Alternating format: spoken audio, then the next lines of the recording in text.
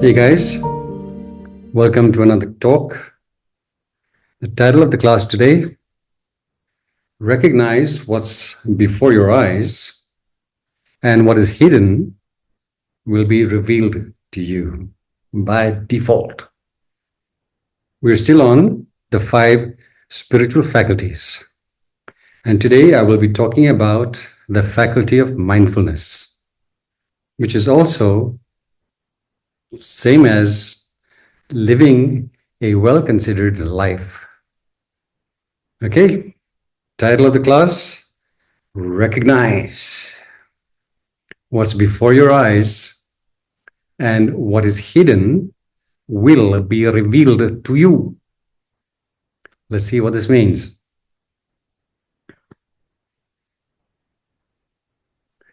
Farmer Bob grew superior quality corn.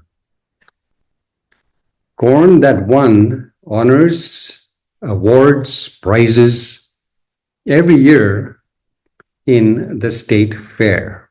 Yeah? Corn, yummy, yummy corn. One day, a newspaper reporter discovered that he was giving away his seed corn, to the farmers all around him. And he asked Bob, "Hey, brother Bob, how is it that you're giving away your precious corn, seed corn, to these fellows? And they are entering the same competition that you're in. How are you doing that, buddy? What's up?" And how did our man answer? He said, "My friend, the wind picks up the pollen from the crops, the ripening crops, and it swirls that pollen from field to field. Now, if my neighbors grow inferior quality corn, then it is inevitable that my crop will also be degraded.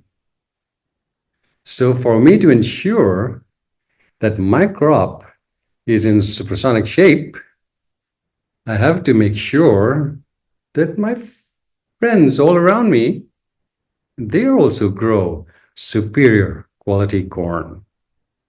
Brilliant. Okay, the wind picks up the pollen from the ripening corn, swirls it around from field to field. Our man recognized that. So then the report said, "Okay, I get that, all right. But then tell me, how is it that you're the one who wins these awards every year and not your competition? I mean, you're always on top of the list." And how did our man answer? He said, "Here's the reason.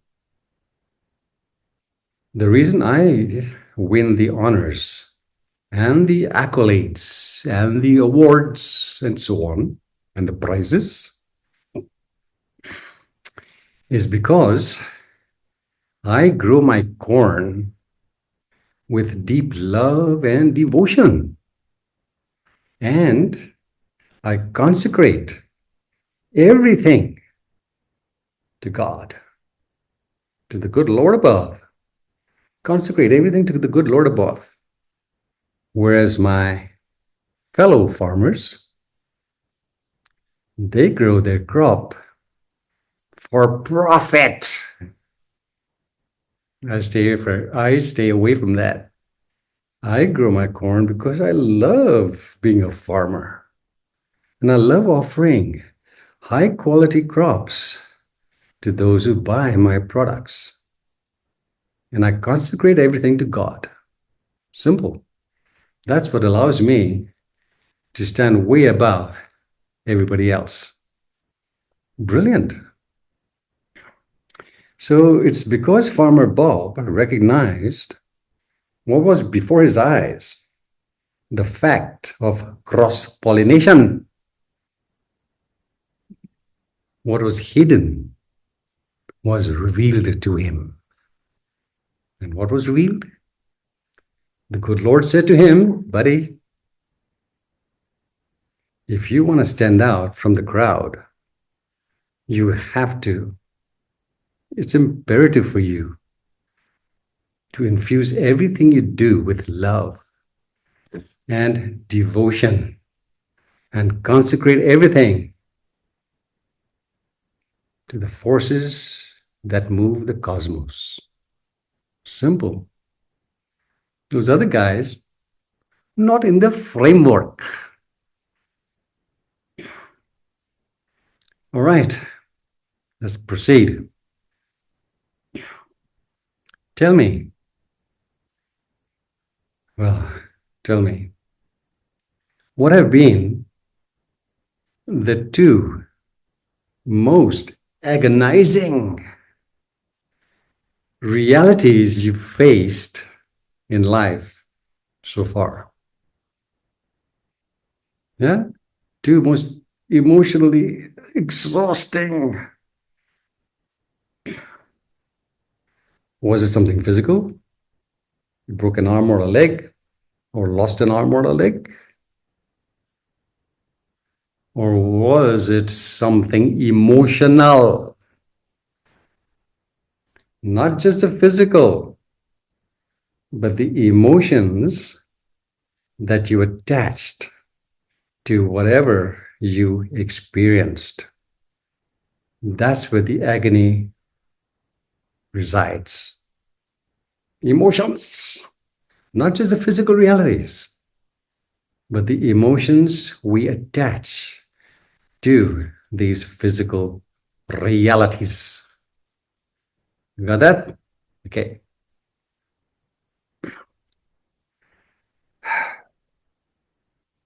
An essential truth most of us are totally unaware of. Essential, vital truth. Most of us are totally clueless about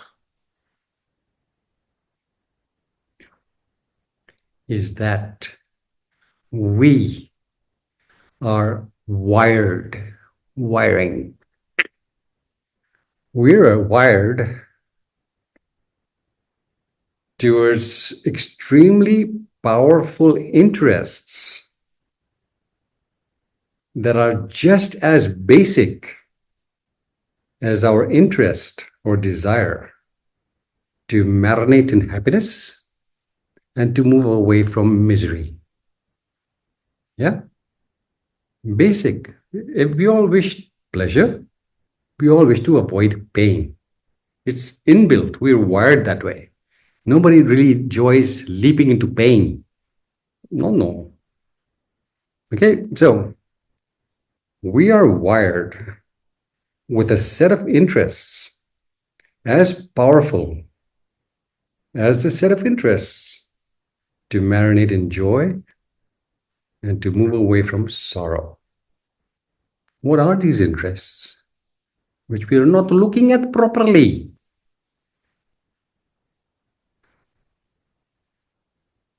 We are wired to be socially connected. We are wired to be social in mutually uplifting, enriching ways. Yes. No Lone Ranger mentality. Wired to be social. Because we know that it is central to our flourishing. Without the right social network, our lives fall apart. Life becomes an intolerable burden. No healthy relationships, suffering, major suffering. So it's not what we have,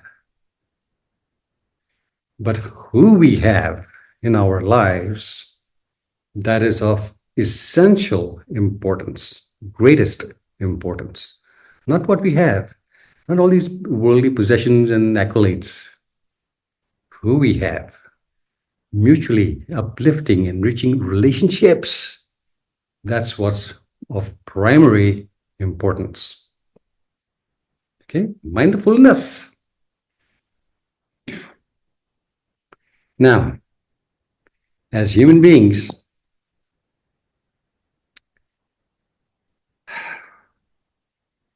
as human beings, our crowning glory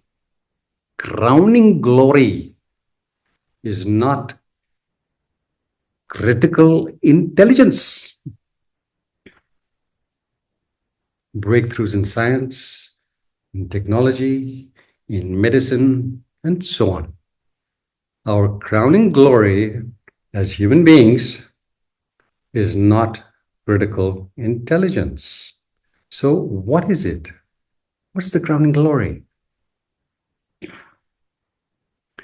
The crowning glory is emotional intelligence. Emotional.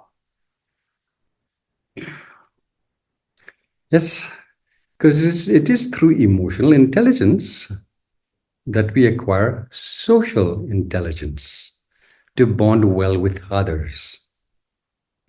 Without it, no can do. Now, for us to be emotionally intelligent,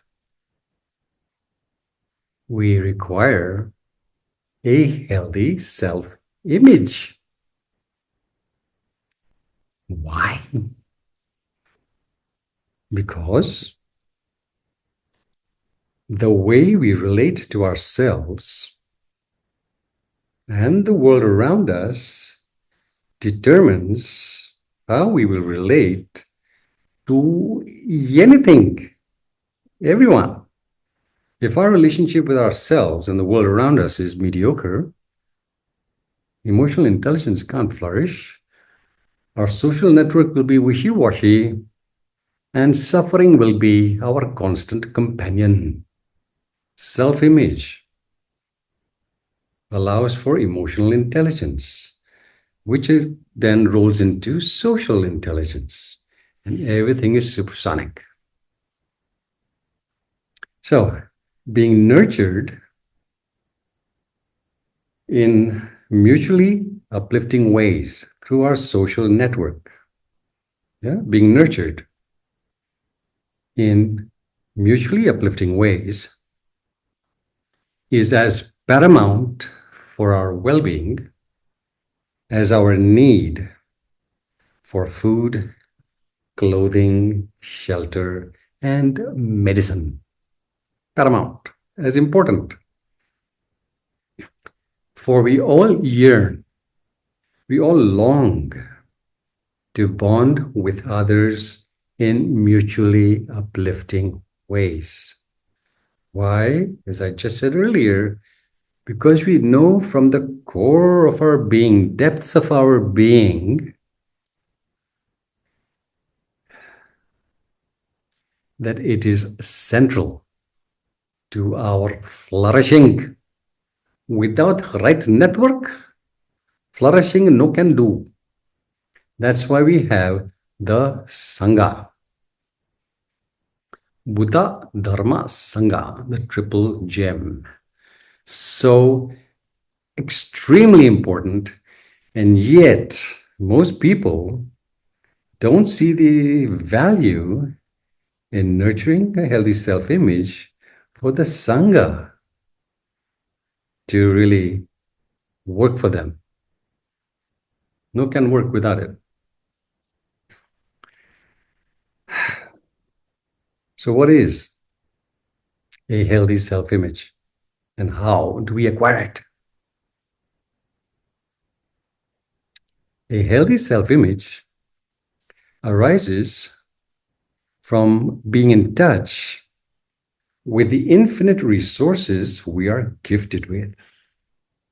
Infinite resources, not just to face and surmount the countless challenges we have to wade through every lifetime, but also the infinite resources to experience life at its best, not just in surmounting challenges, but also in living this vibrant life that is of great value to all. That's what it's about. No scaredy cat frequencies. Okay, healthy self image. How to acquire it? Let's say two ways. First, acute mindfulness, being present. Acute mindfulness as to how wisely or unwisely we are living our moments. Because if we live in zombie mode, not conscious, how do we improve ourselves? Impossible, right? A well considered life requires us to be acutely mindful of how consciously we are living our moments. First point.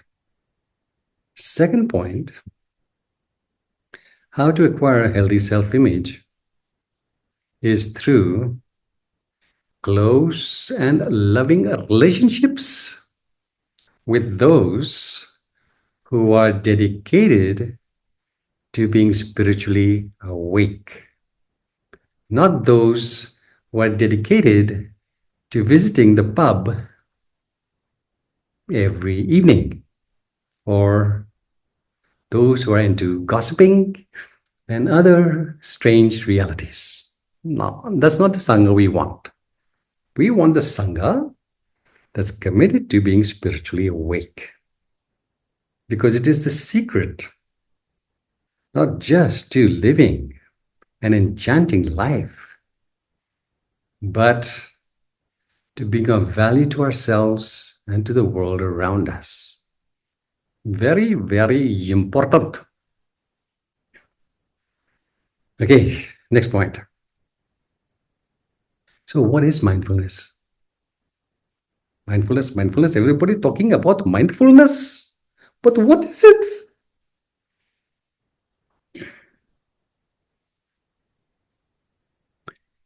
Mindfulness is this immensely supersonic faculty that allows us to be discerning in whatever we do. Not living zombie mode, discerning. When we're discerning as to, okay, this is the right way to act, this is not a good way to act, run from it. What is skillful? What is unskillful? What is wholesome? What is unwholesome? Most people can't distinguish. So it allows for keen discernment as to how we're living our moments. When we learn to discern things correctly, see things correctly, then, hey, we do everything tastefully and with presence. Doing things tastefully and with presence, life becomes effortless. No have to struggle. When life is effortless, our actions are flowing. We enter the bliss of being in the zone. Yes. Timeless. We remain youthful, joyful, healthy, because we're not in conflict with life. We're discerning things well. And therefore, we flow through this world with power and grace. No criticizing, no judging, no fearing. Flow, baby, flow. Mindfulness. Another way to describe discernment, which is so very important, is that mindfulness is the faculty that frees our mind from falsifying influences.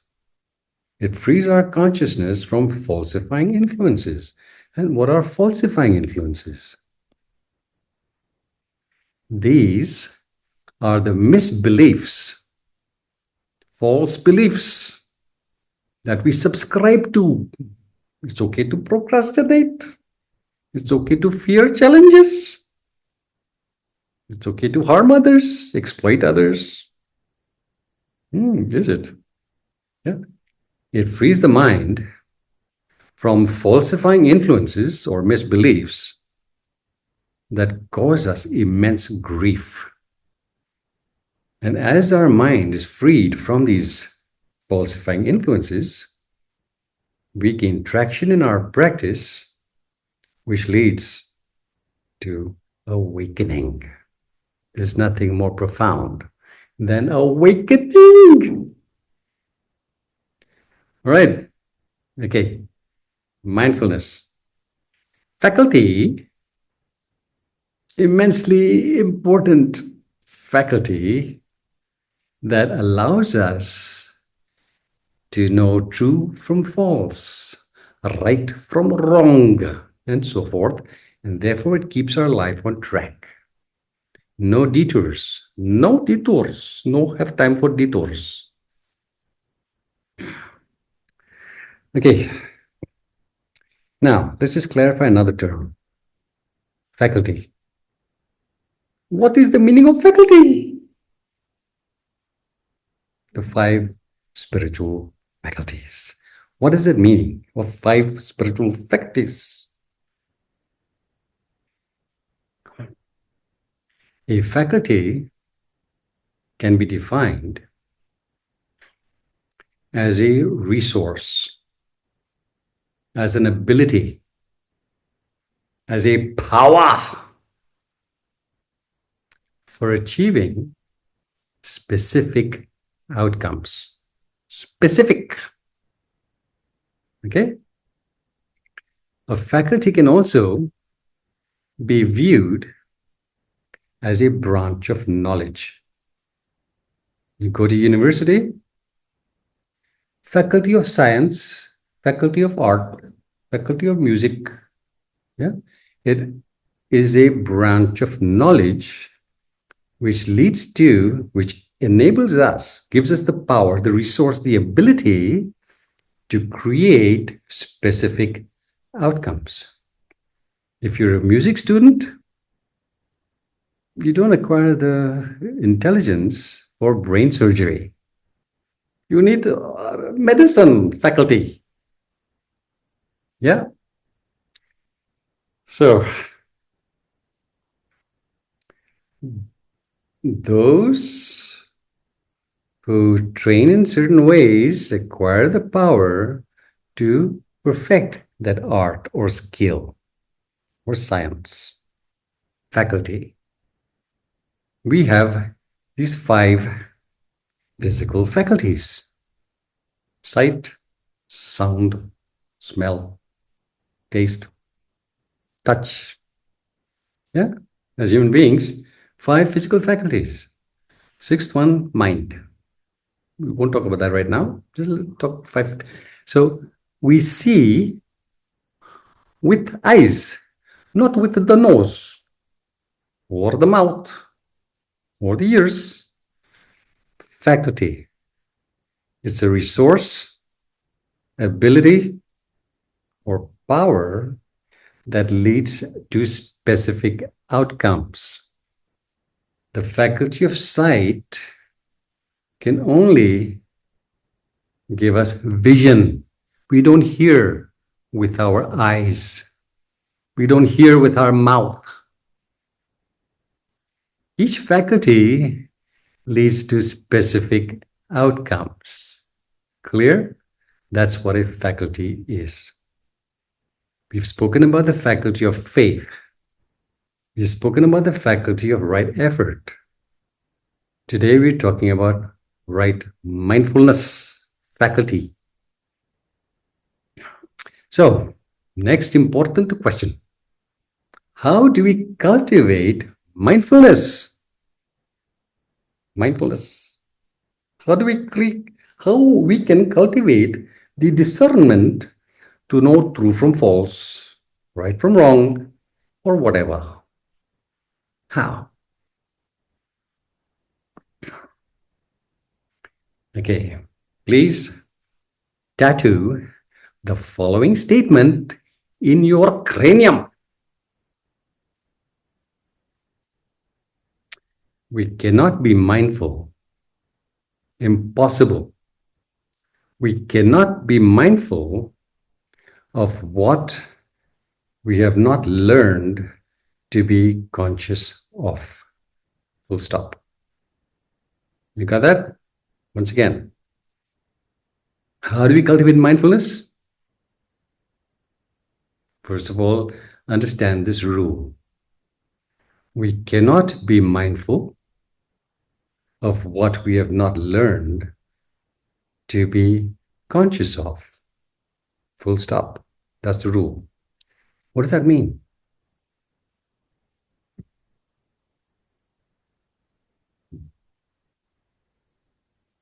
If I give you this classic book written by this incredible Dharma teacher, Master B, titled Born with Wings, written in English, but you do not know how to read or write. I give you a book. What will you be mindful of? You have not learned to be conscious of how to read and write. Impossible. Impossible.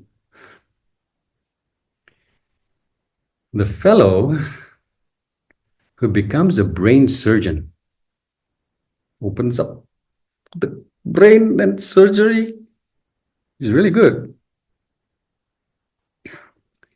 He has not learned to play tennis.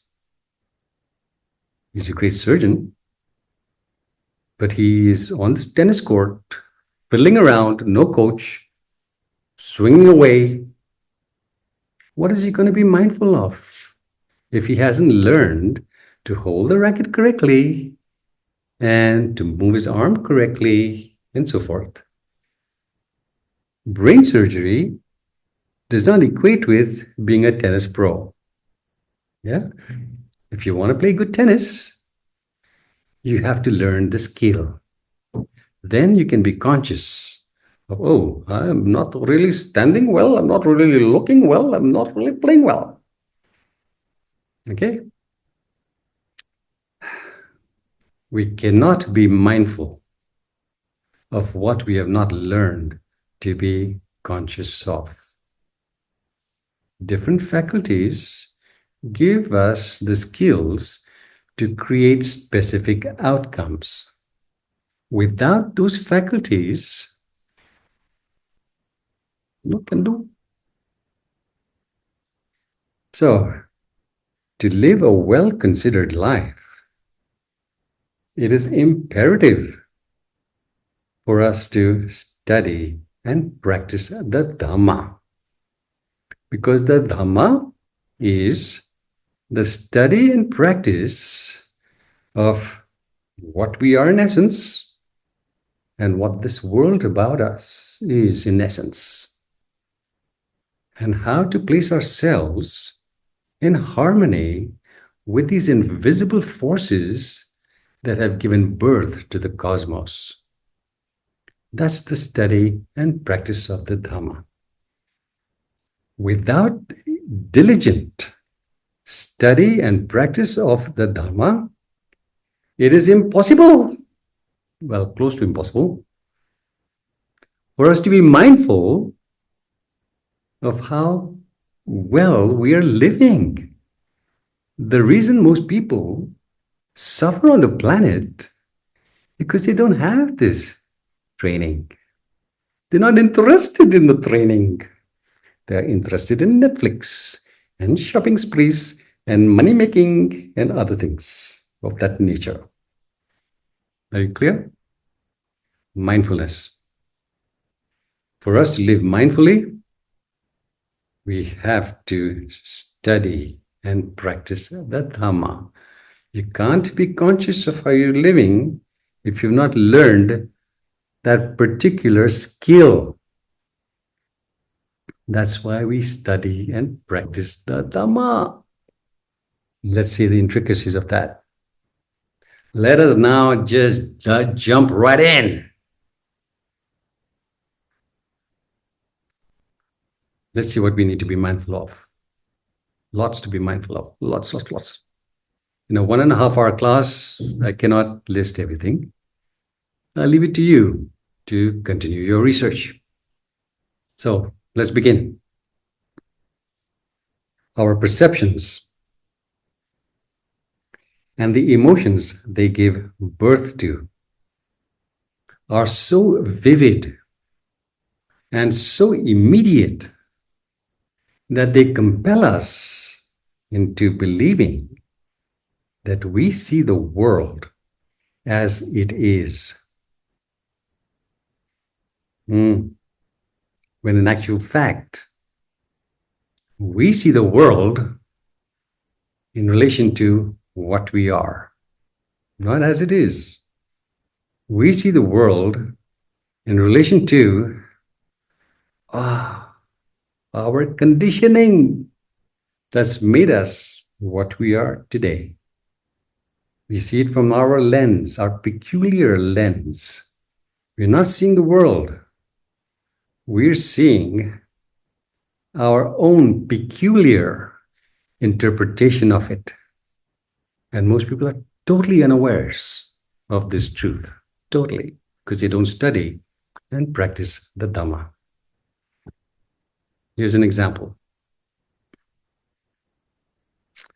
Two people, good friends, they go to watch a movie. One will absolutely love it, and the other one might be indifferent to it or might even hate it. Out of maybe the 500 people who watch the movie, each one will perceive it in their own individual way. We're not seeing what's out there, we're seeing what's in here. Understand this truth. It's liberating if you do. Okay? So our thoughts, perceptions, and the emotions which arise, they are not determined by the external reality. We think it is so, but no.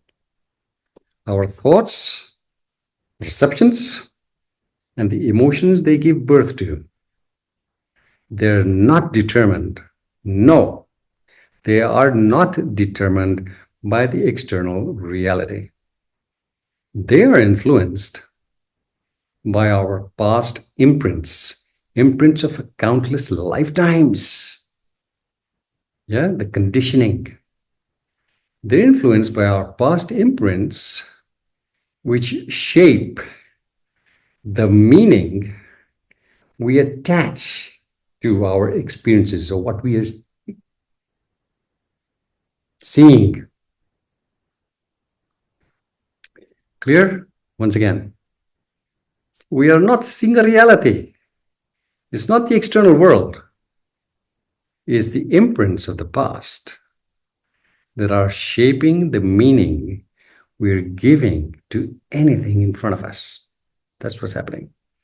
We are in robot mode, zombie mode.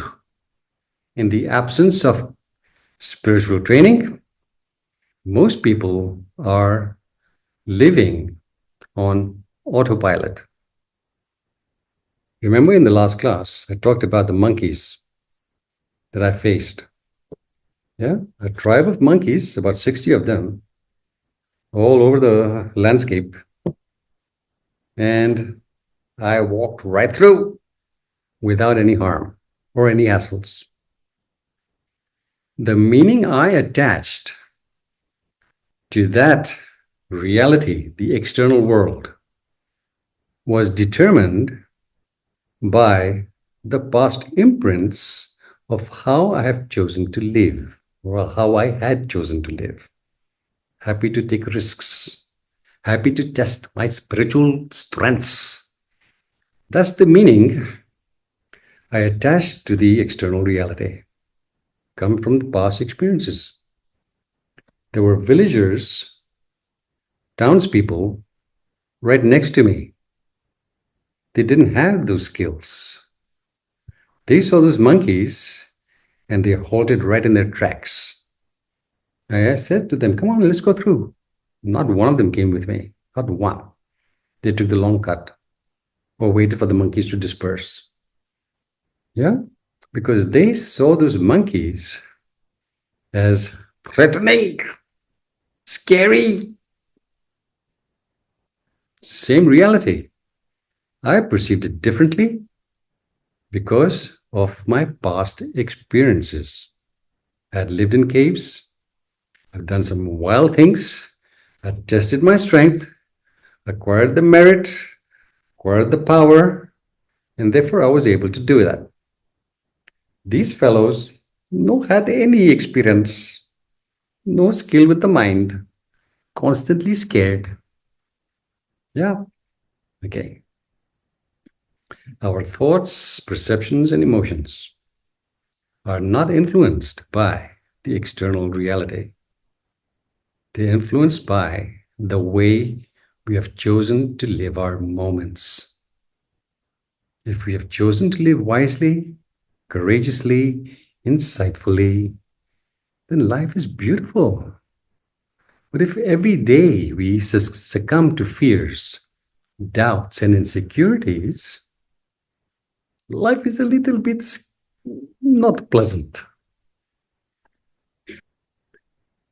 Once again, our thoughts, perceptions, and emotions, they are not only saturated, marinated in meaning from the past, they are also the prescription for how we act in the world, based on how we have chosen, how we have conditioned ourselves to respond to our experiences. Please just pay attention. It's not easy, difficult to understand. Very easy. Once again, our thoughts, perceptions, and emotions are not only saturated with meaning, they are also the prescription for how we will behave in the world, depending on how we have conditioned ourselves to respond to our experiences. This is why right understanding is first on the Noble Eightfold Path, and right mindfulness comes in at number 7. When we understand things correctly, we respond to the world correctly. If our understanding of the world is incorrect, if our understanding of ourselves is incorrect, then life is difficult. Yeah? The meaning I had attached to challenges and have attached to challenges is, wow, another opportunity to test my spiritual power, another opportunity to walk in grace in this world. Wow, let's do it. Let's get into the fray. Meaning, our thoughts, perceptions, and emotions are saturated with meaning. We have imbued everything with meaning, the narratives. If those meanings are faulty, we will suffer. If they're not faulty, oh, we thrive. For most people, they see challenges, and the meaning attached to challenges is let's run like hell, or let's avoid, let's not look at. It's also the prescription for behavior based on how we have conditioned ourselves to respond to the reality around us. Here's another example. Okay, your spouse or your partner has gone on a business trip to another city, far away, and you haven't heard from him for 2 weeks. No phone calls. So you call him up and say, hey, what's up? And here's what he says. Hi, darling. Thanks for your call. But the thing is, I was so much happier before you called. What? Now, if you hear that, how would you respond? Son of a bitch. Asshole. How would you respond? Well, if your relationship is a little bit on the rocks, not pleasant, and you hear your spouse say that, of course, your response will be conditioned towards the negative. Yeah, it will be saturated with meaning towards the negative because of the past imprints with your spouse or partner. But suppose your relationship with this being is really supersonic. You love him and he loves you.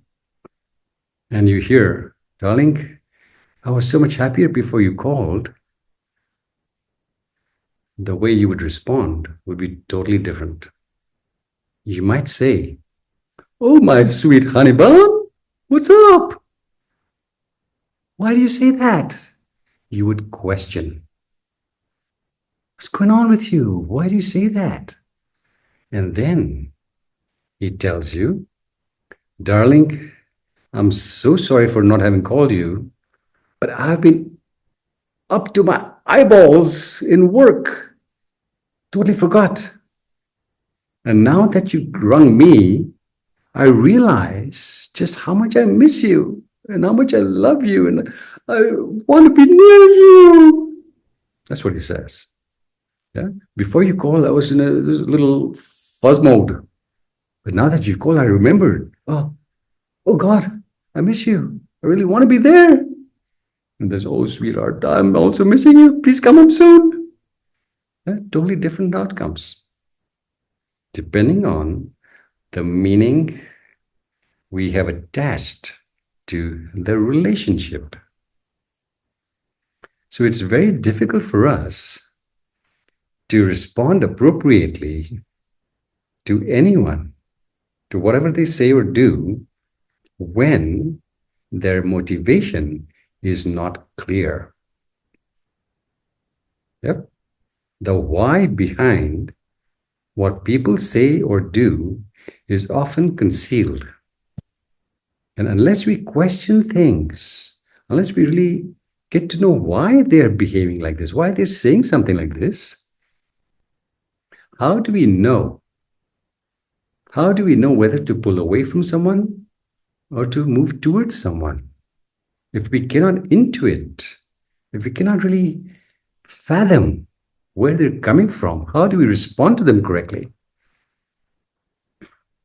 So it's best to question things, as I've said in other classes, than to assume things. Because the meaning behind what people say or do is very often concealed. This is what we need to be mindful of to enhance emotional intelligence.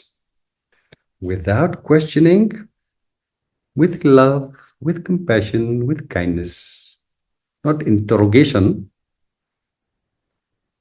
Wildest things are revealed to us. Yeah, stop clinging to your assumptions because they're not gospel truth. Question your assumptions. So now we come to a very interesting question.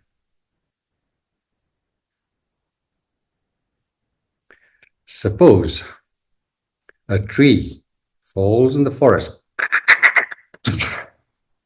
Okay? Suppose a tree falls in the forest and there's no living creature in the forest.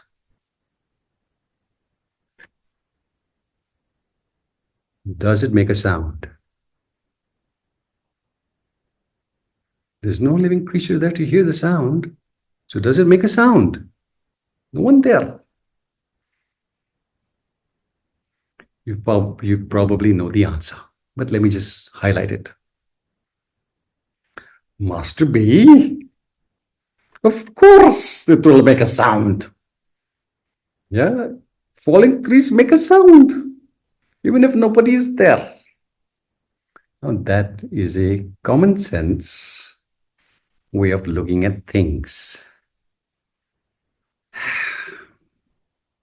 The scientific answer is, so sorry, it does not make a sound. No, doesn't. This is physics 101. A falling tree in the forest does not make a sound.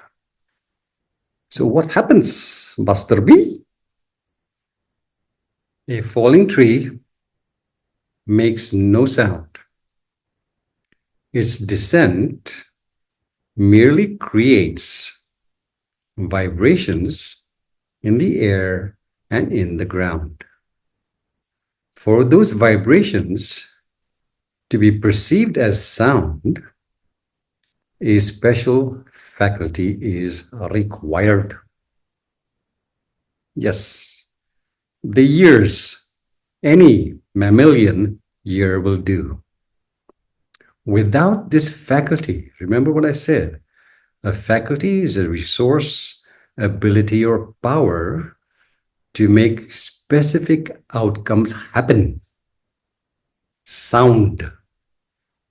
Without this faculty, the falling tree only creates movements in the air that pass through as compression waves.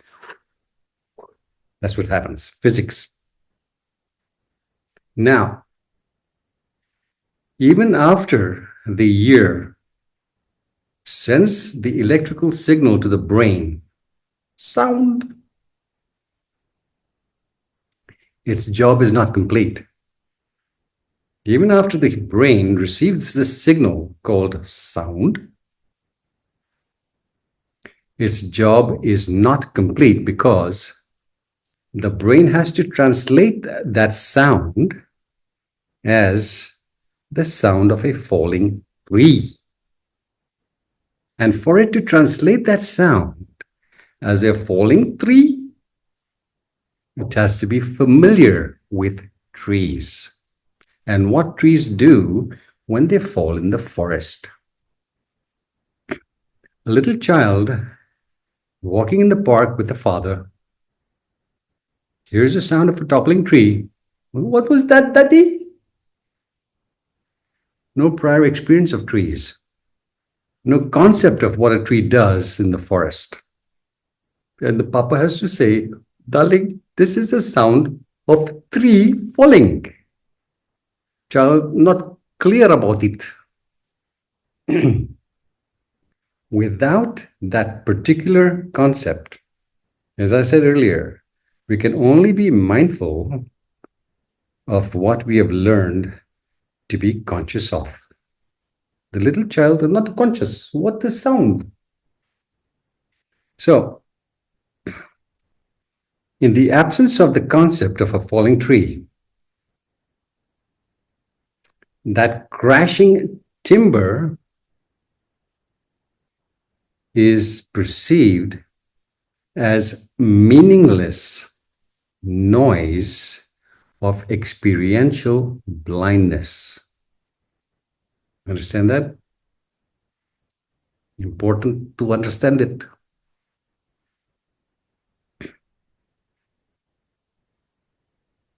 The crashing timber in the forest, without any concept of what trees do in the forest when they fall.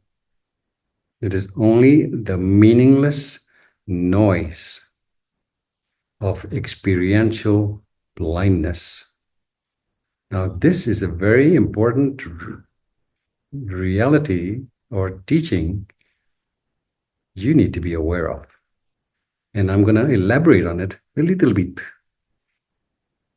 Okay, experiential blindness. What the hell is that? You're driving along.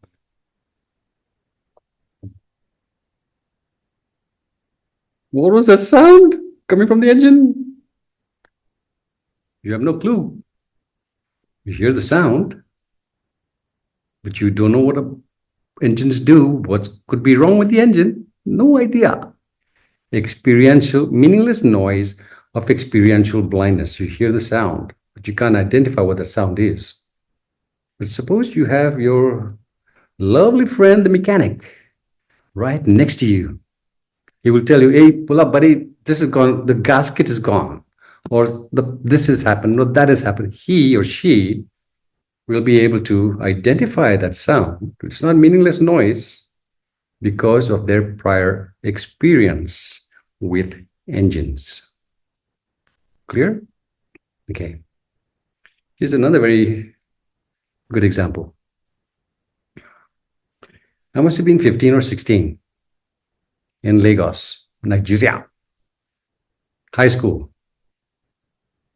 And during the break time, I was walking across the field to go to the tennis courts. And there, in the middle of the field, I heard this sound. Woo, woo, woo, woo, woo, woo, woo. Spinning, high-pitched sound. What the hell is that? Woo, woo, woo, woo, woo, woo. What is that? It was meaningless noise coming from experiential blindness. Till I looked to the right and I saw death approaching. Death approaching. What I saw was a cricket ball coming at exactly my head, high velocity. And the guys who had been playing cricket didn't even tell me to duck. Can you imagine? I ducked just in time as it went right over my head. Experiential blindness. What is that sound? But once I experienced it and identified it, message went to the brain, sound of spinning ball. Death coming, run, hide. It's wired. It's wired in my brain, and till the moment I die, it's going to be there.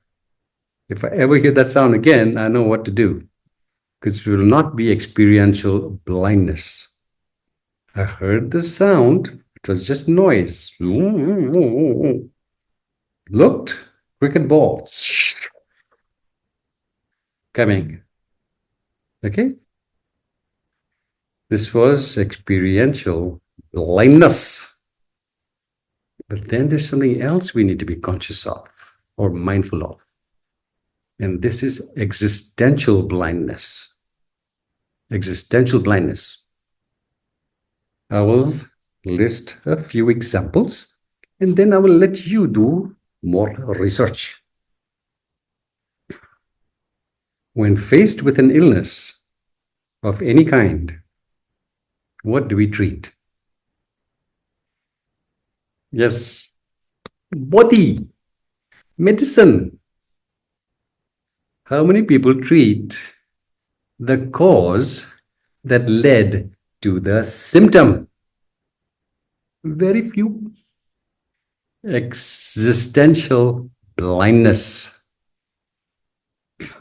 We keep treating the body, but the cause which gives birth to all these difficulties in the body is left unaddressed. That's not a well considered life. Yeah? Existential blindness. We need to wake up from it.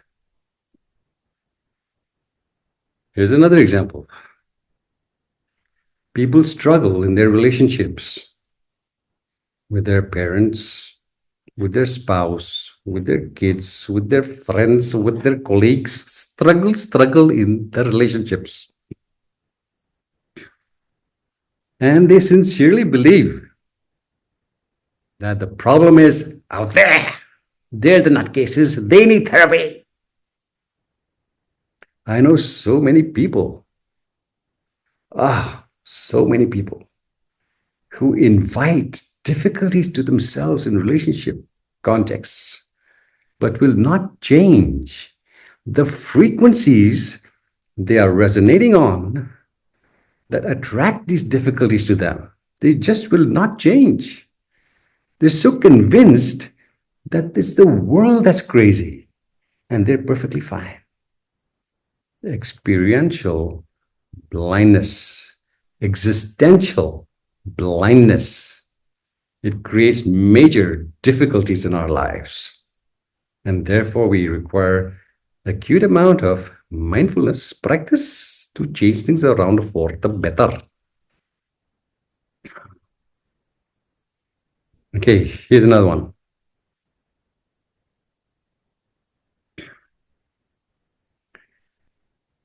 There have been times, not often, but there have been times when people have sauntered into my classes, and as soon as I started talking, a few minutes later, can barely keep their eyes open. They're yawning. Some of them even start snoring. Can you imagine? They have to be woken up. Snore again. Yeah. Most beings in the class are riveted on the teachings. They love the teachings, but these individuals, they can't get through to them. Nothing enters. Why is that? It's almost like I'm speaking in Swahili. They can't understand anything. Imprints from the past. If they have not really studied or practiced the Dhamma before, if they've not shown much value for personal growth and learning, then this is the outcome. Even they're in the presence of great teachings, even if they're in the presence of the Buddha, they would be snoring. Because past imprints is this is existential noise. Don't know what it is. So for us to really understand the teachings and to apply the teachings in our lives, there has to be proper practice, proper enthusiasm, the right attitude. Then the teachings work for us. Otherwise, no can do. Okay, two more things, or a few more things. Most beings do not understand how karma and rebirth take place. For them, experiential blindness. If they really understood karma and rebirth, they would not harm others, either physically or emotionally. No would, because the consequences are dire, extremely dire. But because people live in this experiential blindness, existential blindness, they continue to scam people, continue to hurt people, abuse people. So much crap running around. They don't see the consequences. They just don't see the immensely painful consequences they are accumulating in the process of hurting others. They don't see it. And therefore, they don't change direction. And therefore, next rebirth, if they're lucky, they're reborn in the human world. If not, well, there are other realms where a lot of misery. Ah, Master Bay, I don't believe in rebirths. Okay, bro, keep rocking. No worries. Sun's going to still shine, whether you believe it is there or not. And the other thing, existential blindness, is related to our divinity. Most of us believe this is it, flesh and blood. Once we pop, we pop. Who cares? Once you pop, you don't just pop. You pop right back. Okay? Divinity. Not in touch with our divinity and the immense power we're endowed with. And that's why we live in fear and doubt and insecurities. What a way to live. Precious human birth. Wasted if we are not in tune with our divinity. If we're not in tune with how life works so that we can work it better. Wasted life. That is why it might be a good idea to pay attention to what the Bible tells us. Yes, the Bible. John 8:32. What does it say? It says, seek the truth, for the truth shall set you free. What a beautiful statement. Seek with all your seeking, with all your running around. Seek the truth, for the truth shall set you free. Beautiful. What truth? What freedom is it talking about? The truth of the true nature of reality. The truth of our divinity. Because unless we see that truth, we will remain bound to our delusions and the massive suffering that these delusions propel us towards. Yeah, no freedom there. To free ourselves from our delusions, we need to wake up. No waking up, living in zombie mode. Suffering is the outcome. Okay. Hey. Now, let's go on to another question. Do you remember the color of the fruit that you ate recently, or the vegetable that you ate recently? Do you remember the color? Yes, Master B, it was red. It was yellow. Sweetheart, there is no color in this world. No color. So sorry. No, black and white. What? Yes, yes. Physics 101. It is only when light of a specific wavelength. Have you guys ever seen the electromagnetic spectrum? Huge. Radio waves down to gamma waves, X-rays, all kinds of waves. Long length, short length. Yeah, happening. On the electromagnetic spectrum, there's a small band. That's the reality we're perceiving. Nothing else. Even if so much is happening around us, we don't perceive it. We don't have the faculty to do so. We can perceive it with instruments, but not with these sense faculties. No can do. So only when light of a specific wavelength is reflected from an object and goes straight into our eyes, not in our ears. So sorry, no, eyes. Faculty of vision. And that signal is transmitted to our brain. We see color. Yes. Brilliant. We see color. Otherwise, it's all black and white. Can you imagine? Yes. We are blessed in so many ways and we don't even realize it. Faculty of smell.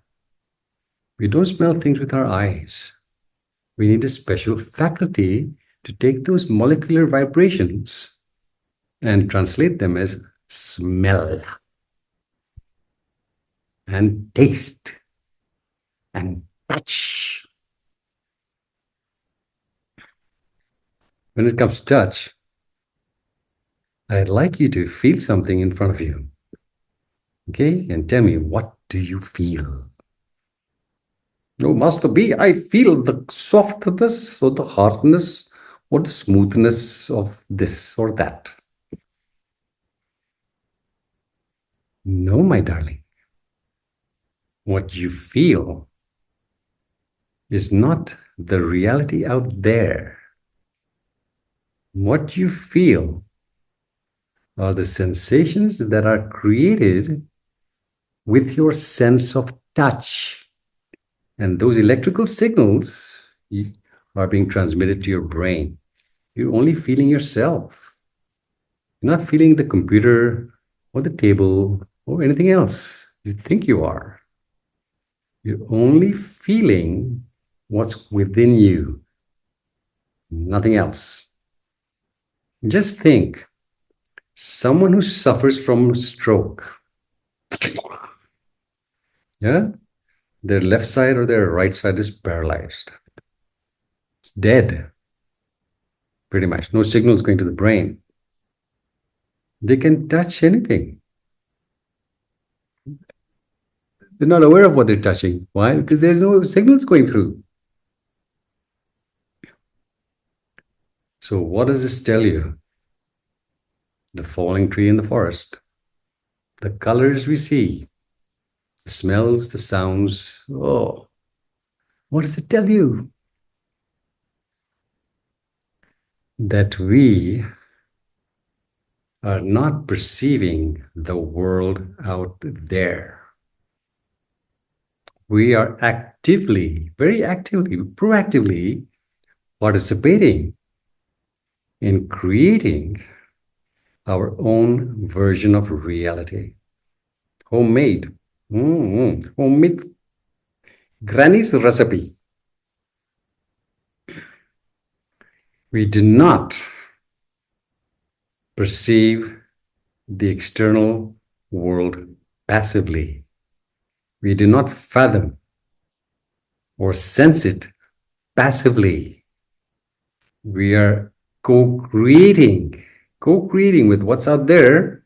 We are co-creating with, like clay. We're forming our own version of reality. Not what is there, but what we believe is there, based on our past imprints. Very important for us to be mindful of this fact. So what this translates as is that our thoughts, perceptions, and emotions, and so forth, they are perceiver-dependent realities. You know what that means? Perceiver-dependent realities. I perceived those monkeys in a totally different ways than those fellows who are standing right next to me. Perceiver-dependent realities. When that perceiver has a healthy self-image, he or she is not daunted by the world. is not daunted by challenges. When that perceiver has an unhealthy self-image, is not in tune with their power, then the world is a scary place. And there are things hiding under our bed in the night that are going to catch us. All right? Tattoo this. We're not seeing the world as it is. It's all a perceiver dependent reality. When the perceiver is in a healthy, robust mode, in touch with his or her strengths, the world is an incredibly brilliant place. But when that perceiver is not in touch with strengths, a lot of misery. Here's another example.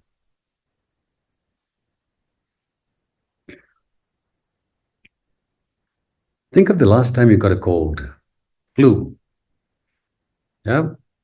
And you experienced all those symptoms, cough and fever and whatever. What gave birth to that cold? Must be. It was a virus, a cold virus, flu virus. No, my darling. That's not all. Then what is it?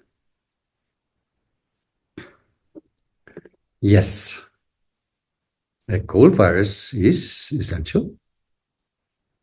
But if the body is in a good shape and the mind is in good shape, cold virus can do nothing.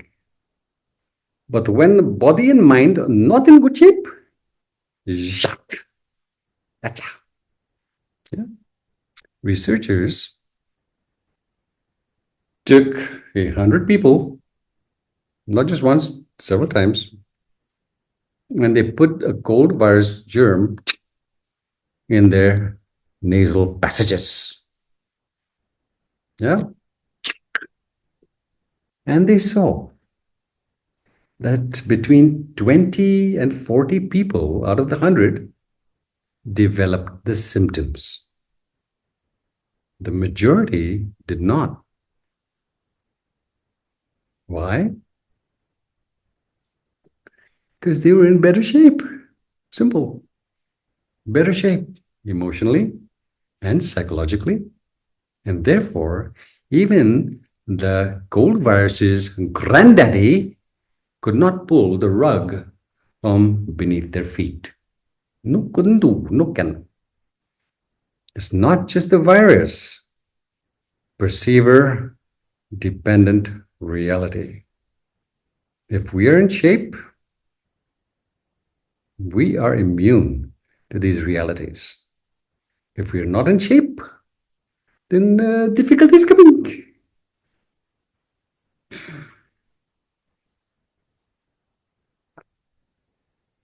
The same applies to stress. Most of us believe that stress comes galloping to us from outside.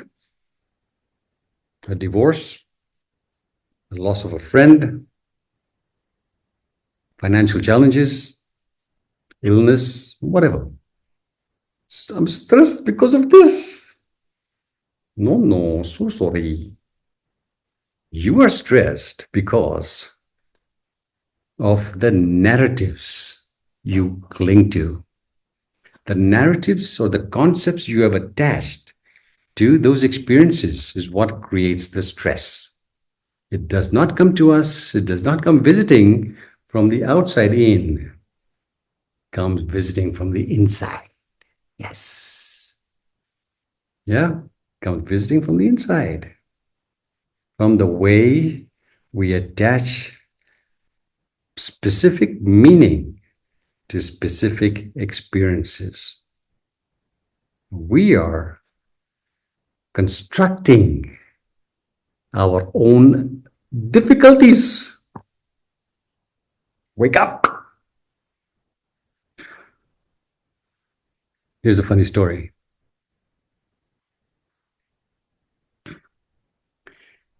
The first cave I lived in, up in the mountains. Beautiful cave. Wow, scary, but beautiful. It was up a steep incline. And the sadhus, or the holy men with their dreadlocks, they lived in this huge cottage down below. I could see them at this size. Okay. Beautiful hot springs, beautiful, oh, absolutely beautiful place. Now, the head honcho in this place said to me, "Hey, Behram, festival is coming day after tomorrow, and people will be coming from the villages for our blessings. They will be bringing food. We will cook the food and we will give it back to them and get some Dharma teachings, and then they will go back. Just a one-day affair. But we are a little crowded. So I will be sending a few of the villagers to the cave. I hope you don't mind, but you'll need to spend the night with a few of the villagers." Yeah, of course. Well, how could I say no? It is not my cave. I said, "Sure, send them up. No worries, mate." So on the day of the festival, I chose not to go down. Yeah, I want to be quiet. I don't like crowds. So I was there in my cave, waiting for my visitors. Beautiful morning, misty, lovely, beautiful morning. And suddenly, steep incline, I saw these heads pop up from the villagers. They eyeballed me, and I eyeballed them. I smiled. "Please come, please come." But they froze. They froze, and then they just scampered down that steep slope as fast as they could. They just scuttled off. I couldn't figure out what was going on. I said, "Okay, well, I'm happy to be alone in the cave." Next day, after everybody scuttled off, I went down. And the head honcho was telling me, asking me, "Behram, do you have a skull of a cow's skull in your cave?" I said, "Yes, I have. I saw this beautiful skull of a cow. Yeah, it's there in my cave. And you have a candle on top of it?" "Yes, yes, I have my candle stand." Hmm. Well, those villagers, when they saw you, and my head was shaved. I was wearing this black woolen poncho. There was fire on this side. The fire side was right there. Candle burning on the skull. When those guys saw you, they thought you were a black magician. And they ran from you. Throw away the skull. Okay? It's a sign of black magic. Oh my God, really? Yes, I love that skull. But I chucked it. Put my candle on the rock instead. So you see, the stress that those villagers experienced was not because of me. I was not a black magician. I was just dressed in a black poncho, head shaved, a very pleasant face. But for them, they fabricated a narrative about me which had nothing to do with reality. Black magician. He might roast us alive in the night. Stay away. It's quite hilarious, actually. So, we're not seeing life the way it is. We're seeing life from our own unique perspective. And the function of mindfulness is to ensure that we're discerning things correctly. But for us to discern things correctly, we need the right education. In the absence of the right education, we cannot be mindful of anything. So, to conclude, through mindfulness, we enhance our self-image. We get in touch with our power. As we get in touch with our power, our emotional intelligence flourishes. And along with it, so does our social network. And we need the right social network to progress in the practice. Impossible without it. Lone Ranger mentality, no practice, no can do. So once the social network is in place, once emotional intelligence is in place, once a healthy self-image is in place, so many requirements needed, then and only then can we call out, bring out the infinite resources we are born with for crafting an exceptional life that is of great value to all, not just to ourselves, great value to the world. The bliss of living in such a vibrant and perceptive manner is so incredibly nourishing that we are no longer swayed by, seduced, enticed by the false promises of the world. Pleasures, that's where it's at. Possessions, accomplishments, accolades, money, money, money. We are no longer seduced by the false promises of the world that tell us you have this and you'll be happy. But there is no happiness there. For lifetimes, we have been derailed from knowing our magnificence by paying attention to what doesn't really work. Yeah. So the bliss of living consciously is so profound, so nourishing, so nurturing that we are no longer enticed by the bullshit of the world. We keep our lives on track. What really matters. So it is only when we learn to recognize what's before our eyes, the fact that we suffer because we are spiritually ignorant, misinformed, and to do something about it ASAP. Only when we recognize this fact that we are able to discover the truth about ourselves and the world we live in. Once we discover the truth about ourselves and the world we live in, it's inevitable that the rest of our life will be the best of our life. Why? Because by discovering the truth about ourselves and the world we live in, we are basically attuning ourselves to the love that moves the cosmos. At present, we can't feel that love. We don't even know it exists, but it's there. Palpable, tangible love that gives birth to the cosmos. Can you imagine anything more better than that? More practical than that? Recognize the fact that when you're spiritually asleep, you will suffer. It's important to wake up. And therefore, I encourage you sincerely to look for a teacher in your area or even to sign up for my online classes. Because unless you are guided to practice correctly, you will go around in circles.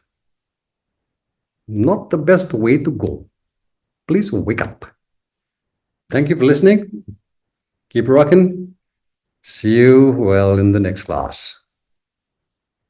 Bye.